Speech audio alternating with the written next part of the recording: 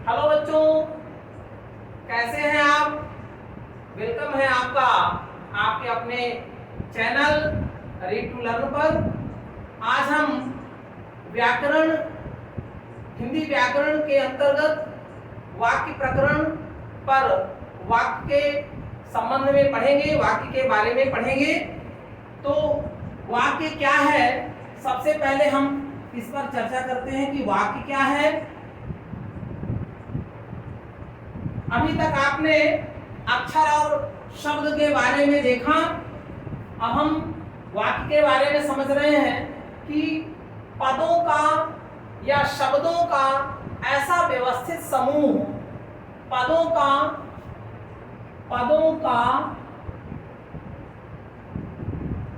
Oblique शब्दों का, पदों का या शब्दों का ऐसा व्यवस्थित समूह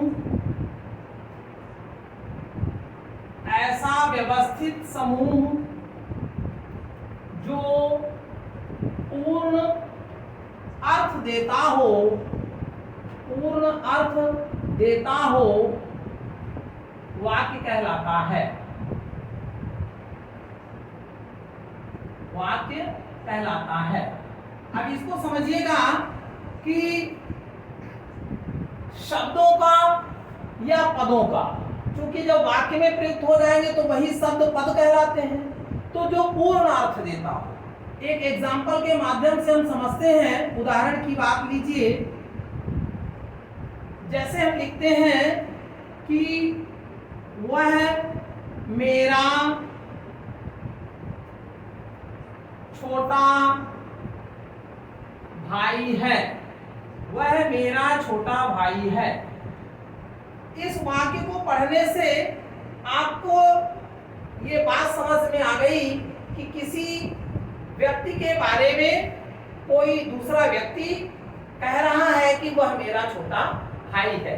लेकिन यदि मैं इसको थोड़ा सा इस क्रम पर लिखें कि वह है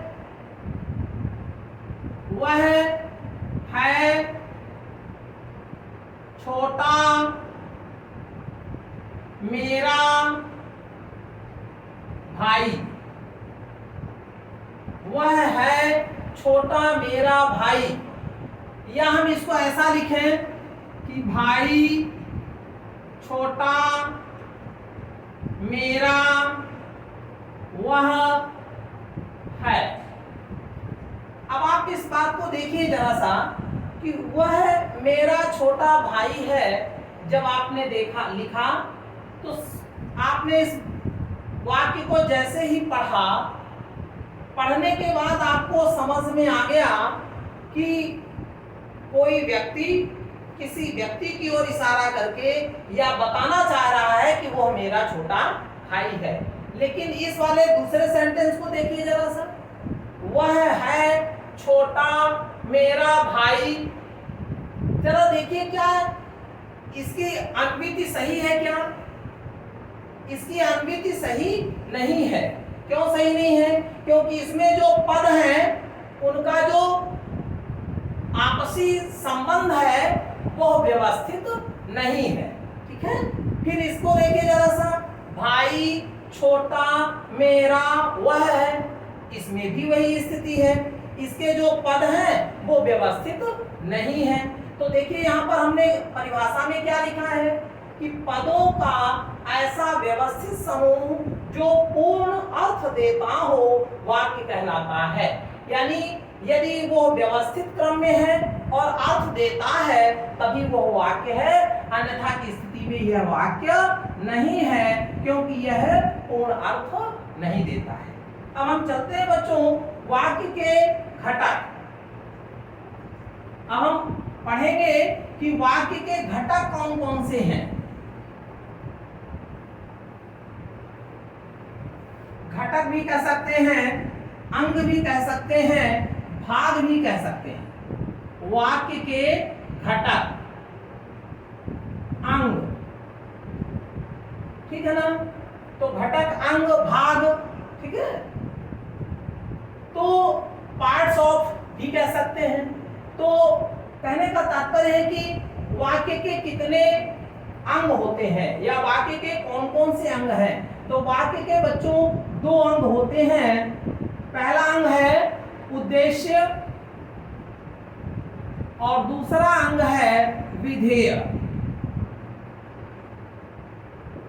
उद्देश्य को इंग्लिश में कहते हैं सब्जेक्ट और विधेय को इंग्लिश में कहते हैं प्रेडिकेट।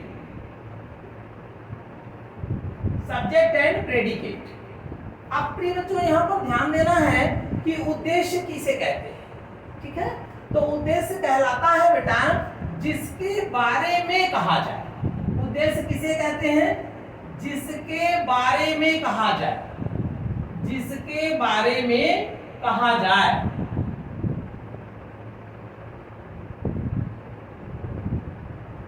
जिसके बारे में कहा जाए उसे हम उद्देश्य कहते हैं। और जो कुछ कहा जाए, विधेय किसे कहते हैं, जो कुछ कहा जाए,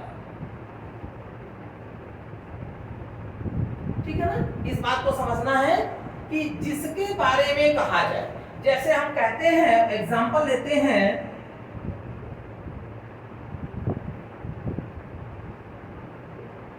उदाहरण के लिए हम बोलते हैं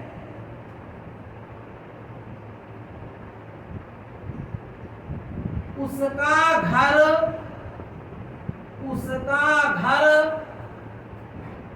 बहुत सुंदर है।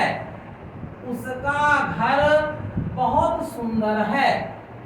अब ध्यान दीजिएगा बच्चों कि इसमें आप जरा बताइए कि किसके बारे में कहा गया है। तो निश्चित ही आप समझ पा रहे होंगे कि उसका घर के बारे में कहा गया बच्चों, ठीक है। तो घर कैसा है, बहुत सुंदर है। तो घर के बारे में कहा गया है, तो घर हो गया उद्देश्य, ठीक है ना। और विधेय क्या हो गया, बहुत सुंदर है, ठीक है। यानी उद्देश्य क्या कहलाता है, जिसके बारे में कहा जाए, ठीक है, और जो कुछ कहा जाए। जैसे हम एक और उदाहरण लेते हैं दूसरा उदाहरण, राम मेरा बहुत अच्छा दोस्त है। बहुत अच्छा दोस्त है। अब बताइए बच्चों इसमें किसके बारे में कहा गया है, ठीक है। निश्चित ही आप समझ रहे होंगे कि किसके बारे में कहा गया है, राम के बारे में कहा गया है, ठीक है। राम नाम का एक लड़का है, उसके बारे में कहा गया है कि वह कैसा है, राम मेरा बहुत अच्छा दोस्त है। अर्थात मेरा बहुत अच्छा दोस्त, यह विधेय हो गया और राम जो हो गया तो उद्देश्य, ठीक है बच्चों। इस प्रकार से आपको उद्देश्य और विधेय के बारे में मालूम हुआ। अब हम चलते हैं बच्चों वाक्य के प्रकार के बारे में।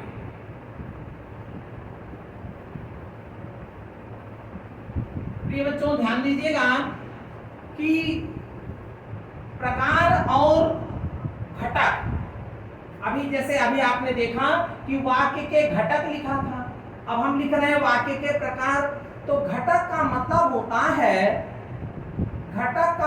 होता है अवयव, यानी वह वस्तु किन किन चीजों से मिलकर बनी है, वो कहलाता है घटक या अवयव या अंग, ठीक है, या पार्ट्स। ध्यान दीजिएगा ये घटक के अंतर्गत आते हैं। अब हम चलते हैं बच्चों प्रकार के बारे में बात करते हैं।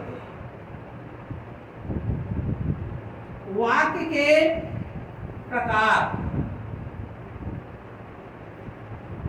ठीक है बच्चों। तो वाक्य के प्रकार बच्चों, यहां पर हम वाक्य के दो प्रकार हम समझते हैं, दो आधार पर। प्रकार का मतलब है कि वाक्य कितने रूपों में पाया जाता है, ठीक है।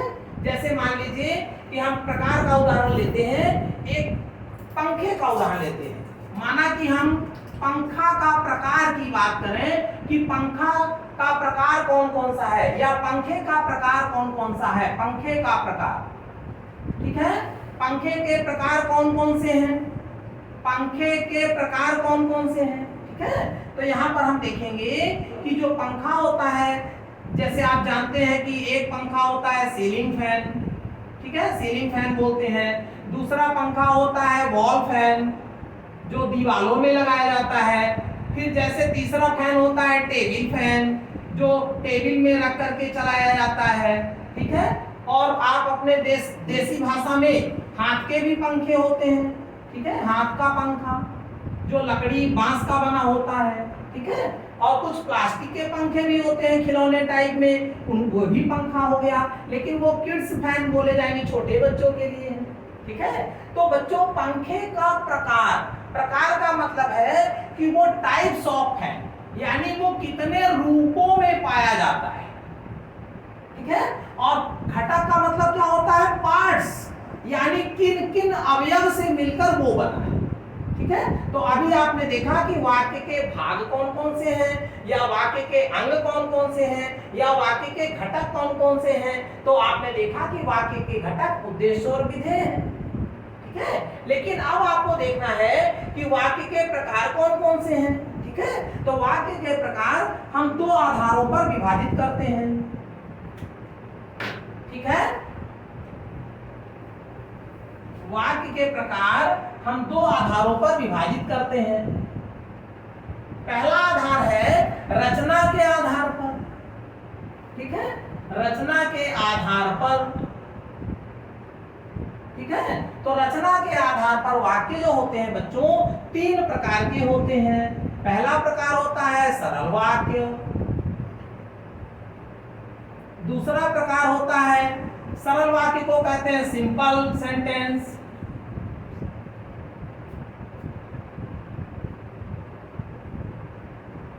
Simple sentence. दूसरा होता है बच्चों संयुक्त वाक्य, जिसे आप कहते हैं कंपाउंड सेंटेंस।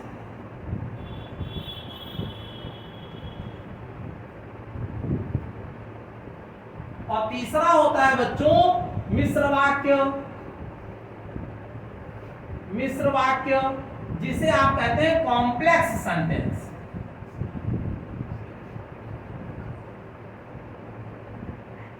ठीक बच्चों, इस प्रकार से आपको रचना के आधार पर वाक्यों के प्रकार हो गए। और एक आधार और है बच्चों जिसे हम कहते हैं अर्थ के आधार पर। अभी आपने रचना के आधार पर पढ़ा वाक्यों के प्रकार, अब हम बताते हैं आपको अर्थ के आधार पर वाक्यों के प्रकार।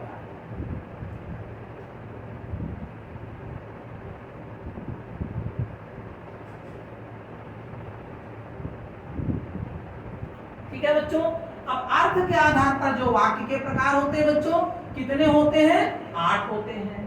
ठीक है, पहला है बच्चों विधानार्थक। पहला कौन सा है, विधानार्थक।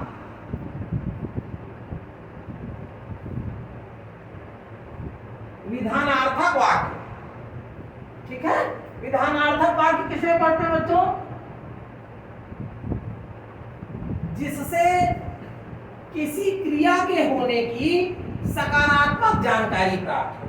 ठीक है, उसे हम विधानार्थक वाक्य कहते हैं।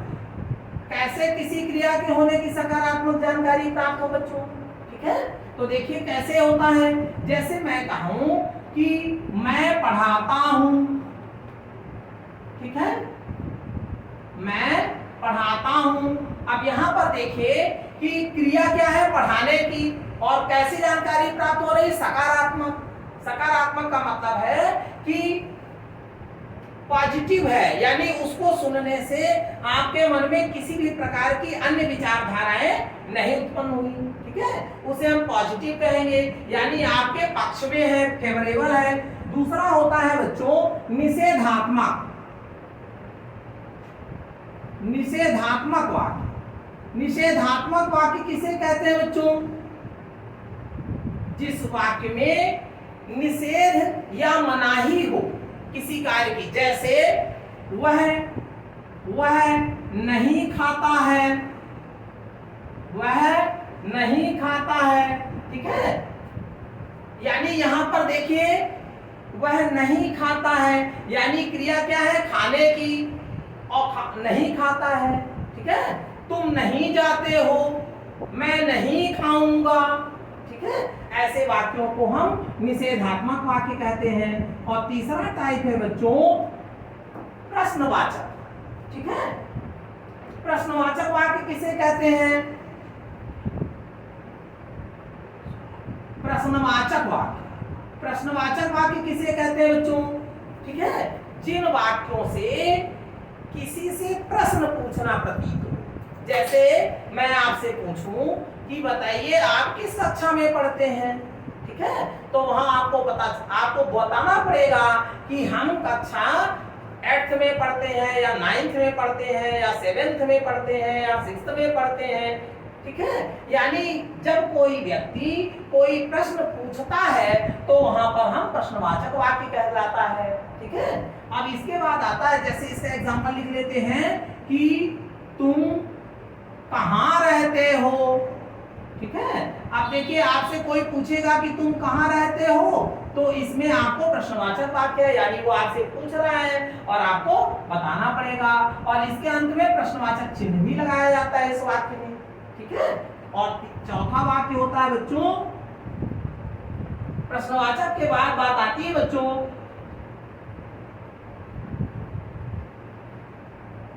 अगला होता है बच्चों आज्ञार्थक वाक्य। ठीक है, आज्ञार्थक। अब यहां पर ध्यान देना बच्चों कि आज्ञार्थक का मतलब क्या होता है। ठीक है, तो आज्ञार्थक का मतलब होता है बच्चों आज्ञा, आदेश, उपदेश देने वाला या निवेदन करने वाला। ठीक है, आज्ञा, उपदेश, आदेश और निवेदन करने वाले जो लोग होते हैं, वो निवेदन करने वाले जो वाक्य होते हैं उन्हें हम आज्ञार्थक वाक्य कहते हैं। जैसे हम कहें तुम घर जाओ, देखिए तुम घर जाओ। ठीक है, कल स्कूल आना। ठीक है, ये वाक्य कैसे हैं? आज्ञार्थक वाक्य। ठीक है, जिसमें आज्ञा, उपदेश, आदेश और निवेदन की बातें परिलक्षित हो, उन वाक्यों को हम आज्ञार्थक वाक्य कहते हैं। अब हम चलते हैं संदेहार्थक वाक्य। संदेहार्थक वाक्य। संदेहार्थक वाक्य किसे कहते हैं? ऐसे वाक्य जिनमें संदेह, शंका एवं संभावना व्यक्त होती है, ऐसे वाक्यों को हम संदेहार्थक वाक्य कहते हैं। जैसे शायद, उदाहरण लेते हैं, शायद रमेश खाना खाए। शायद रमेश खाना खाए, यह यह जो वाक्य है ये कैसा वाक्य है? संदेहार्थक वाक्य है। ठीक है, जिसमें संभावना हो, शंका हो और संदेह हो। ठीक है, आगे चलते हैं बच्चों इच्छार्थक वाक्य। छठवां वाक्य लेते हैं बच्चों इच्छार्थक वाक्य। देखिए नाम से ही इसमें मालूम पड़ रहा है इच्छार्थक, यानी इच्छा का अर्थ निकले, इच्छा का भाव निकले। ठीक है, जिसमें हम किसी के प्रति शुभकामनाएं, इच्छा या आशीर्वाद व्यक्त करते हैं, ऐसे वाक्यों को हम इच्छार्थक वाक्य कहते हैं। जैसे तुम शीघ्र स्वस्थ हो जाओ। तुम शीघ्र स्वस्थ हो जाओ।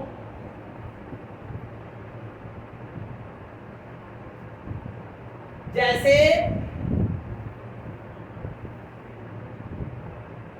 तुम अच्छे अंक से पास हो जाओ। तुम अच्छे अंक से पास हो जाओ। ठीक है, ऐसे वाक्य जो होते हैं वो इच्छार्थक वाक्य कहलाते हैं। और अगला है बच्चों, ये सातवां था, सॉरी छठवां था, सातवां है संकेतवाचक वाक्य। सातवां कौन सा है बच्चों? संकेतवाचक वाक्य। संकेतवाचक वाक्य का मतलब क्या होता है? देखिए ऐसे वाक्य जिनमें संकेत या शर्त का वर्णन हो, संकेतवाचक वाक्य, ठीक है, जिनमें शर्त या संकेत की बात की जाए, ऐसे वाक्यों को हम क्या कहेंगे, संकेतवाचक वाक्य कहेंगे। जैसे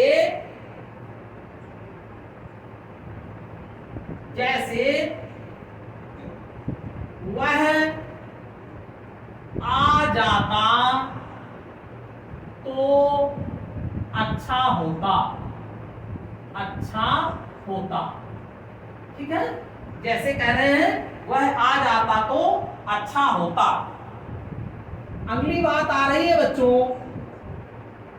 8वां वाक्य है विस्मयादि बोधक वाक्य। विस्मयादि बोधक वाक्य, विस्मयादि बोधक वाक्य किसे कहेंगे, जिन वाक्यों में विस्मय, हर्ष, शोक आदि का भाव प्रकट हो, जिन वाक्यों में विस्मय, हर्ष, शोक, घृणा आदि का भाव प्रकट हो, उसे हम विस्मयादि बोधक वाक्य कहते हैं, ठीक है। जैसे वाह कितना सुंदर, कितना सुंदर मोर है, वाह कितना सुंदर मोर है, ठीक है। इसमें देखिए विस्मय की बात हो गई, ठीक है, उसकी सुंदरता को लेकर के। तो प्रिय बच्चों, इस प्रकार से हमने आज वाक्य के प्रकारों को पढ़ा, वाक्य कितने प्रकार के होते हैं, ठीक है बच्चों। थैंक यू बेटा।